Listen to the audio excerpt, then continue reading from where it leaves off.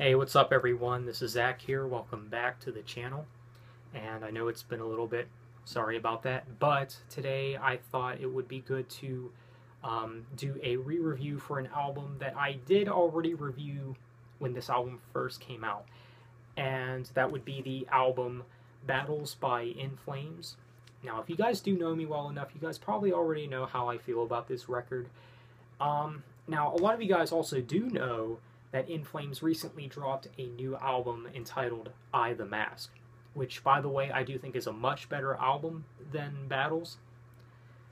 But, you know, even after listening to the album I the Mask, I did actually go back and listen to some of the songs from Battles, you know, just to see how well they held up. And honestly, even after I the Mask, a lot of the songs on Battles really don't hold up at all.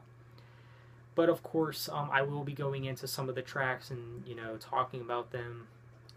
And, well, for those who don't know, believe it or not, but whenever I first became an In Flames fan back in 2016, I really liked In Flames' newer stuff a lot.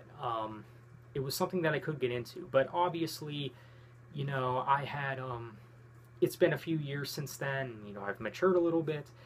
And yeah, in my first In Flames album hearing was Sounds of a Playground Fading, and yeah, that was, you know, my first album from the band. So yeah, there you go. I know it's kind of shocking, but it is what it is. But I don't mind Sounds of a Playground Fading, to be honest. But with Battles, it's pretty inexcusable, but I guess I'm getting ahead of myself. But let's talk about the song Drained, which is the opening track to Battles, and this is one of those songs that I think are just there. This song is just decent at best. It's a decent opening track for Battles. And then we got the song The End, which this is a song that I do have mixed feelings about. There are times where I think it's pretty good. There are times where I just don't like it at all. And I think the reason I'm mixed about it is because this song sounds like it could have been a B-side to A Sense of Purpose or even Sounds of a Playground Fading. And I think the best part about the song The End is the screaming vocals by Anders.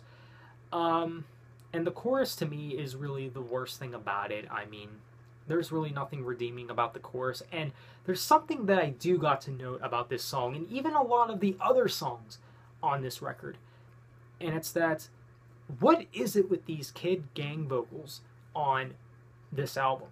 It's not just on this song either, it's in a few other tracks, but of course we'll get into that. But I don't know why the band thought that putting those gang vocals on this album was a good idea, because it's not a good idea. The music itself on this album already feels bland and boring, and on top of all of it, you have to put these gang vocals on the album to make it sound less metal and to make it sound more atrocious. So, yeah, I don't know what they were thinking with that. But then, of course, we got the song The Truth, which was, of course, a single as well. And this is very easily the weakest of the singles. Again, it has those gang vocals, but taken even more seriously. And you can tell with this song, In Flames is trying so hard to get on mainstream rock radio. I mean, not a very good song at all. And then we get to things like Before I Fall, which, believe it or not, I actually think that this song is somewhat decent. And I do think that this is one of the better mainstream sounding songs. Now, it's not a song that's going to really wow you that much, but it is passable, I think. I think it's actually a pretty decent track. And then we get to songs like Here Until Forever, which is a forgettable song all around. I mean, I think this is very easily one of the worst In Flames songs ever. And I don't just mean on this album. I do mean, like, of all time. I mean, this song kind of has the similar problem that The Truth has. It's very mainstream sounding, and I think it's taken worse. I think they took an approach with this song that's even worse than they did on The Truth, because this song all around is even more bland, more boring, and it's just all around forgettable. I mean, you can tell with this song, like, if you were to hear this song on some kind of mainstream hard rock radio, you wouldn't blink twice about it because it would blend right in. It's not a good track. One of the worst In Flames songs, period. And then we got the song Underneath My Skin. Now, again, just like The End, this is a song that I have mixed feelings about, but I think for the most part, it's not that great of a song. The lyrics, I felt like they could have done something better with it. I can understand if Anders wanted to write some personal lyrics with this song, but I felt like the way it was presented and the way it was worded, I mean, this song really sounds like it was taken from a perspective of someone who's like 14 years old or something. I mean, very edgy lyrics, and it's just not a very good song lyrically, and on top of all of it, the music itself is nothing to write home about either. It's not that special of a song, guys. Now, is it one of the weakest tracks on the album? I wouldn't go that far, but I don't think it's one of the best either.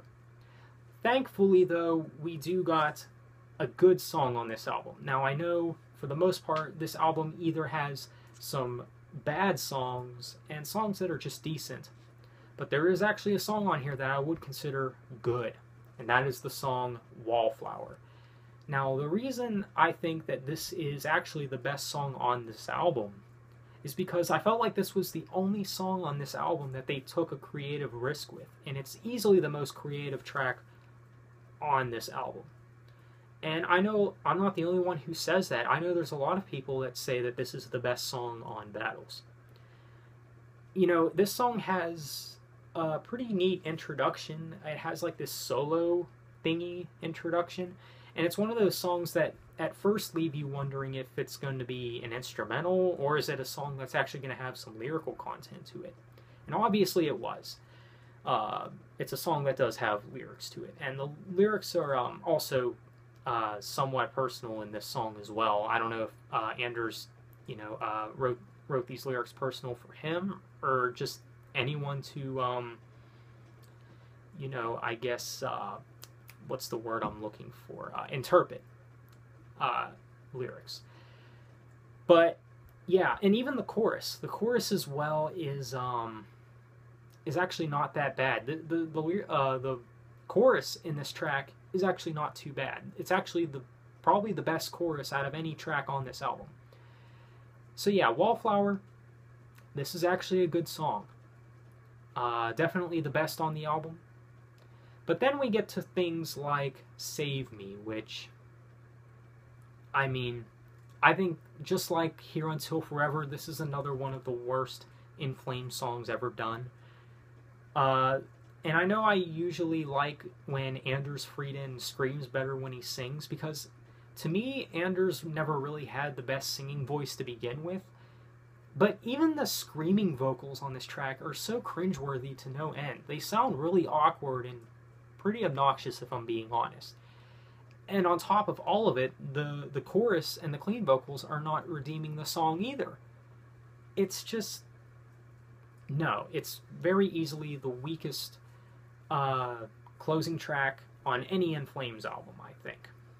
And that is as far as the regular edition goes. But because this is a special edition, which I think is actually the most accessible edition, you do get 2 bonus tracks. And out of the 2 bonus tracks, I do prefer the bonus track Us Against the World. Now, believe it or not, besides Wallflower, Us Against the World is probably my second favorite song on any version of this album. I don't know why they didn't place this song on the standard edition, because I do think this is actually a pretty good song. It's not that bad. This is a song that I can let slide a little bit. But it's not a song that's going to blow your mind, though. Now, one thing to note, too, and one of the things that I do have to give this album credit for is the drummer. Of course, this album does include one of my favorite drummers of all time, Joe Rickard, and this was, of course, his first album with In Flames and his last album with In Flames. And, I was really excited when I heard that Joe Rickard was joining In Flames, because as you guys know, Joe Rickard was the former drummer for Red, and I was a big Red fan, and when I heard he was joining In Flames, I was like, yes, And then I was a little bummed out that he left after this album. And, you know, for the most part, the music on this album is pretty bland. Has a couple good songs, but for the most part, no. It's their second weakest album, I think.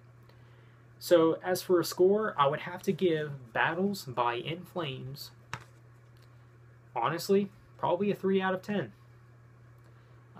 That's all I can really say about this album. So, what do you guys think of the In Flames album Battles? Please let me know down in the comments. And how do you think it held up? And all that.